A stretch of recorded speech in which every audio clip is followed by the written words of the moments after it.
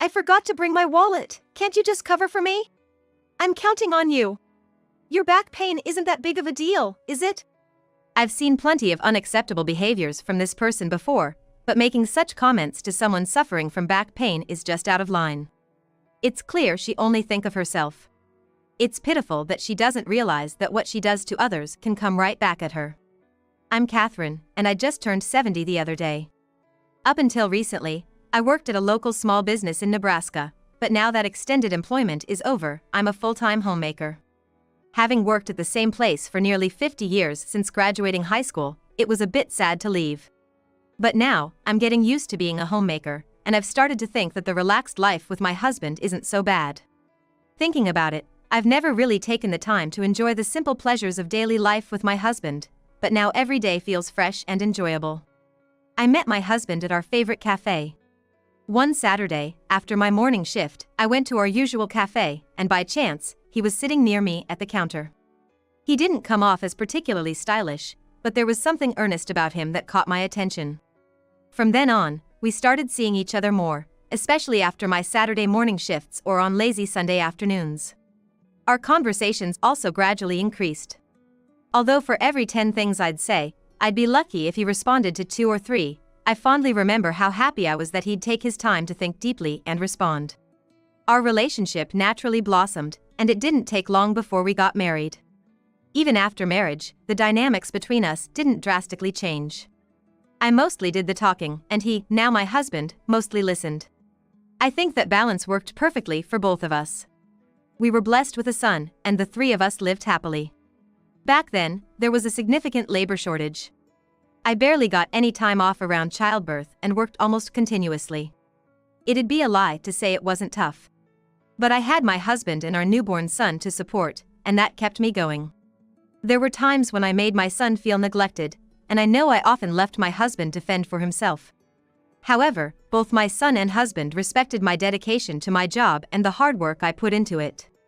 I can't count the number of times their words on Mother's Day or our anniversary almost brought me to tears. I'm grateful for my well-behaved son and my ever-quiet, yet reassuring husband. While enjoying these simple daily pleasures, my son, who had been living at home, suddenly revealed he was seeing someone. Considering he went to an all-boys high school and mostly male-dominated courses in college, this came as a shock. I was surprised, but at the same time, I realized he's at an age where it's not surprising for him to have a girlfriend. It really hit me deep. He's over 30 and has been living a routine life between home and work. I realized that those late nights after work were probably him spending time with his girlfriend. Having grown up in such a male-dominated environment, hearing about a girlfriend out of the blue was surprising. But I knew I had to stay calm. I prepared myself for the worst-case scenario, in case she turned out to be bad news. However, when I met her, I immediately felt that she was all right. Her straightforward manner of speaking, her neat appearance, and most importantly, the aura that she genuinely cared for my son, were evident. Maybe it's because I always find women who speak their minds more relatable, or perhaps it's how deeply she seemed to care for my son even while they were dating. Frankly, I had a good first impression of her. Later on, I learned that my husband felt the same way. My husband, as always, speaks little but communicates clearly when it matters, so I can trust him. With both of us in full support, my son's relationship with his girlfriend continued, leading to their marriage 6 months later. She appeared quite mature, being 3 years older than our son. Apparently, they had met and grown close working on the same team at their company. She was on a contract, and with the marriage, she decided to quit her job. On the other hand, my son has been working at the same company since graduating college. He's now in a significant role, with an irregular schedule. So having someone to support him mentally and physically must have felt reassuring.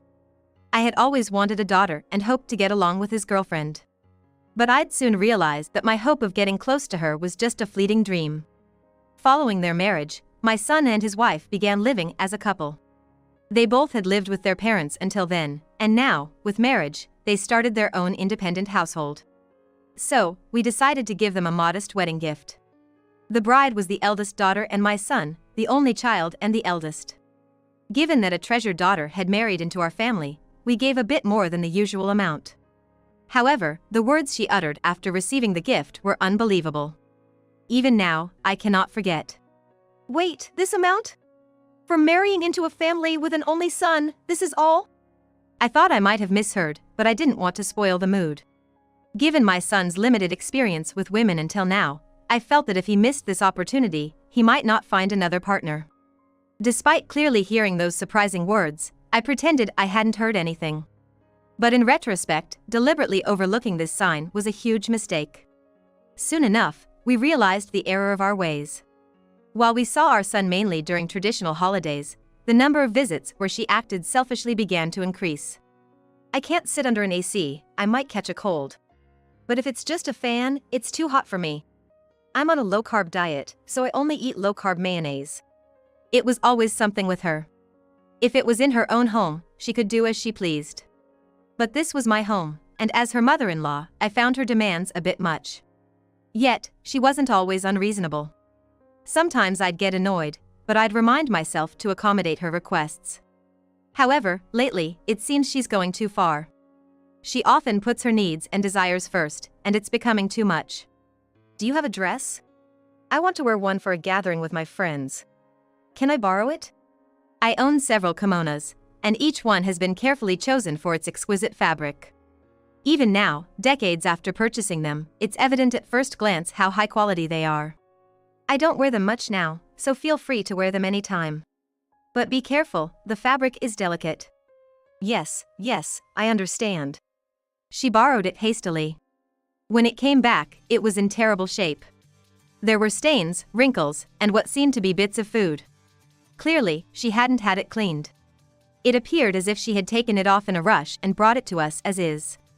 It was hard to move in because the fabric didn't stretch. But they say dress deteriorate if you don't wear them. Wasn't it good timing for me to wear it now? I didn't know how to respond, so I could only muster a disheartened reply. I wondered if she always behaved this recklessly in her daily life.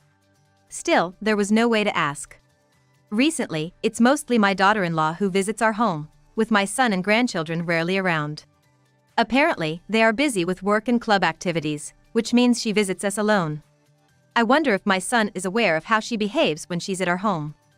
Regardless of whether he knows or not, I've started to find her daily behavior increasingly problematic. While my son is busy with work, his wife comes to check on us. To an outsider, it might seem like a close relationship between in-laws, but it's not the reality. My husband, being of an older generation, tends to avoid confrontations. Sometimes, I'm not sure what he's thinking.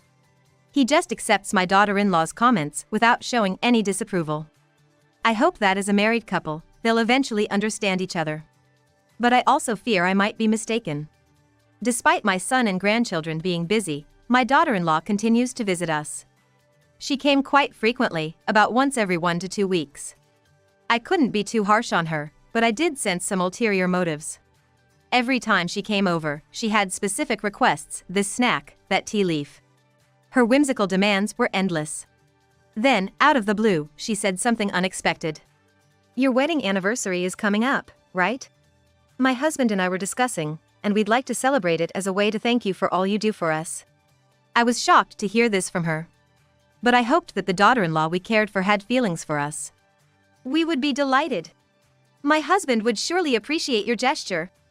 So, it was decided that they would celebrate our wedding anniversary. We'll reserve a special restaurant for the day. Look forward to it. We didn't know the venue or the cost, and simply went where she told us to. Ah. Welcome. Please, come this way. Unfortunately, my husband had sudden work, and my son made plans with his friends. But I thought it'd be a waste to cancel, so I came alone. It was a shame we couldn't spend time with our son and grandchild, but if they had other commitments, we understood. The place looked upscale, with a grand facade, hallways showcasing koi fish and waterfalls. We were led to a lavish private room, and dishes were served one after another. Every dish was evidently top tier. Every bite felt like heaven. Preparing such a delicious meal and wonderful atmosphere as an anniversary gift made me see her in a new light. Perhaps she didn't mean harm with her occasional offhand comments. I thought maybe she felt comfortable enough with me to speak freely. Just as I was settling into this positive outlook, a waiter appeared with the bill. That's odd. I'm sure I had my wallet around here somewhere. Emily, what's the matter? I can't find my wallet. How am I going to pay? she says, stealing glances at me. Today is our wedding anniversary and we were supposed to be here as guests, treated by our son and his wife. But why is she acting as if she's expecting us to pay? Though many thoughts crossed my mind, I didn't want to keep the waiter waiting, so I paid with my credit card. Oh dear, my apologies. I was so thoughtless, my daughter-in-law said, making a fist and lightly tapping her head in mock regret. But her face, to me, seemed to be holding back a smirk. Throughout this, my husband said nothing. I was a bit upset with him for his silence, but I was more upset with her. To invite us and then let the guests pay the full amount, and then act as if nothing happened? I could never do such a thing out of sheer embarrassment. Yet, she could do it without batting an eye. When I was contemplating how to deal with her in the future, she made an unexpected invitation. I could never have imagined that accepting this invitation would expose more of her antics. Since the incident on our anniversary, we hadn't heard from either our son or his wife. I had been enjoying the peace of not having to see her for a while, when the phone rang. Hello, it's been a while. I heard there's a Costco opening in the next town over. Yes, I've heard. Isn't Costco something like a wholesale store? Yes. You see it featured on TV often, right? Since it's nearby, let's go. I had indeed heard of Costco on TV and was curious, but going with her was another matter. Considering her past behaviors and the recent incident where she invited us and then let us pay, I had a bad feeling about going with her to Costco.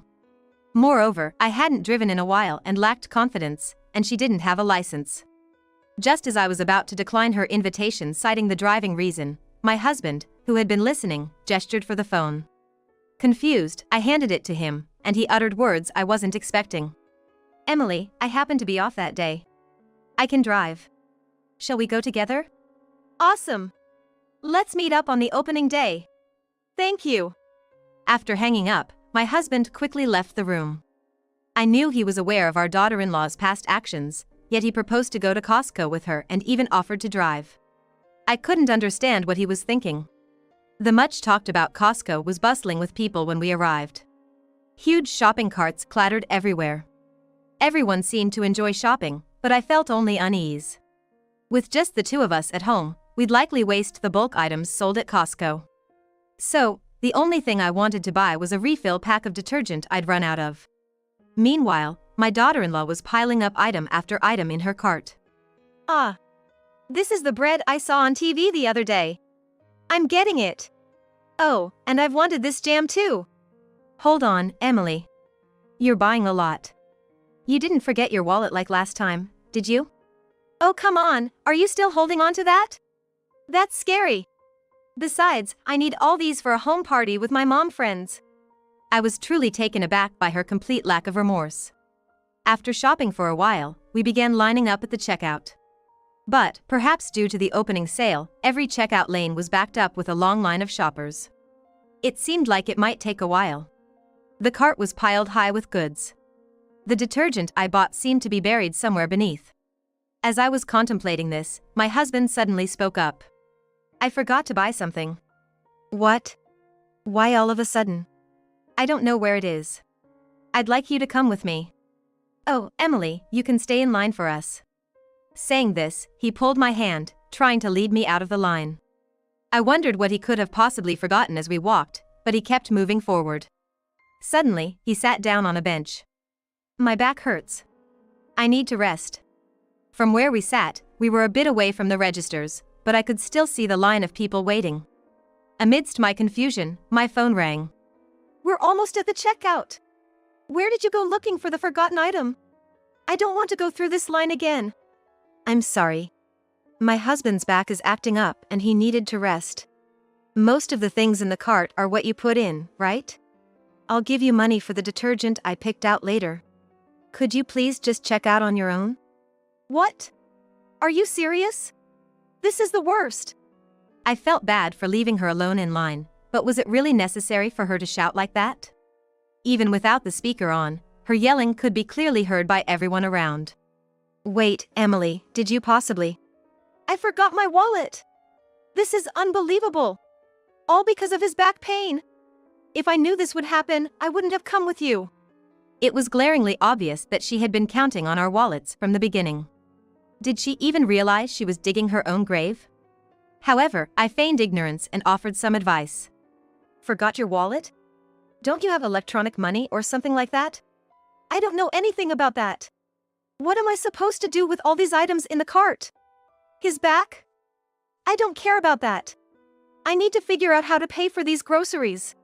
My husband, who had clearly heard her shrill voice, took the phone from me, sighing. I understand now, Emily. You ignore those in need and think that you should always be helped. It's evident now. No, that's not what I meant. You'd rather us pay for your things than worry about my health. Remember, that kind of thinking and behavior comes back to you. We're going home. Find your own way back. What? No way. This has to be a joke. The normally silent husband firmly refused, which seemed to deal a significant blow. From the other end of the phone, repeated claims that it was just a prank echoed, but the husband cut the call without hesitation. Later, he mischievously revealed with a laugh that his back pain was a lie. Hearing this, I felt relieved. True to our words, my husband and I decided to leave our daughter-in-law behind. Most of the shopping items were hers, and since it's the neighboring town, it would take some time, but she could get home by transferring between trains and buses. Messages from our daughter-in-law kept coming in on my phone, causing it to ring non-stop. It was so annoying that I decided to ignore it for a while. When my husband and I got home and checked the phone, there were multiple missed calls from an unknown number, clearly not a mistake. Curiously, I returned the call, and it was from Costco's security office. Apparently, our daughter-in-law had been taken to the security office and they wanted someone to vouch for her identity. My husband drove back to Costco. Following the directions to the security office, we found our daughter-in-law shouting and raving. Her hair a wild mess. The sight was unbearable. Fix this situation now. You took so long to get here. We learned that she had argued with the cashier about not having money. When the cashier suggested other payment methods, she aggressively lashed out, so she was brought to the security office to prevent further disturbance. We came with her, and I believe she gave you our contact as an emergency. But as you see, she has no intention of paying. We're at a loss too. It's up to you if you want to involve the police. With that, I left the security room, not wanting to spend another moment with her. I don't want to be in the same space as my daughter-in-law, even for a moment. I later heard that a friend happened to see my daughter-in-law being taken away by a security guard, a police officer approaching the security guard, and the daughter-in-law talking to the police officer. Given the large crowd at the open sale, it's not surprising that one or two acquaintances were there. Rumors spread quickly from that friend, and she was labeled as the dangerous person who tried to run out on a massive Costco bill and the mom who called the police on a thief. The friend was shocked by the situation of being taken to the security guard, but apparently, the daughter-in-law was considered more of a rich mom. At school events, while everyone else wore regular clothes, she alone would wear a fancy dress. At the mom's gatherings, she always carried a different designer handbag, leading many to assume she was quite wealthy. However, it seems she didn't actually own any of those things. Upon closer examination, based on the unique features and brand names I recognized, it became clear that the kimonos and designer bags were all mine. While I had lent some items to my daughter-in-law upon her request, most of them were taken without my knowledge or permission. There's an old saying that news travels fast, and as the rumor of the Costco incident spread, so did tales of items mysteriously disappearing from homes, much like mine. Voices were raised about missing bags and earrings from all around. All fingers pointed to my daughter-in-law. Her misdeeds, including secretly taking items during mom's gatherings and home parties and then selling them on online flea market apps, were all exposed. For her, being perceived as a wealthy mother seemed almost like a life mission. But as the facade quickly crumbled, she lost her standing in both the school and the community. She was expected to become the next PTA president, but with the widespread rumors about the Costco incident and her past wrongdoings, that hope vanished. Naturally, such stories reached the ears of the children. The child of my daughter-in-law seems to be going through a rebellious phase, and reportedly has become very reticent. According to my son, the child has expressed disbelief at living under the same roof with his mother and even voiced feelings of embarrassment, sinking into a deep sadness. My son, reflecting upon the situation, realized he had been too absorbed in his work and had allowed his wife too much freedom in their shared life. Contemplating the negative impact of his child being with his wife, he felt the need to gain custody and slowly began making preparations for a divorce. To my relief, more peaceful days came. The confrontations with my daughter-in-law ceased, and my son's negotiations for divorce and custody of their child were successful.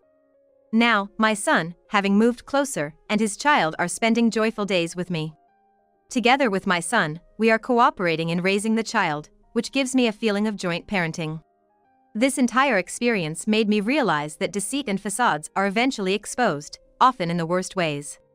It's a stark reminder of the importance of always being honest with oneself and others.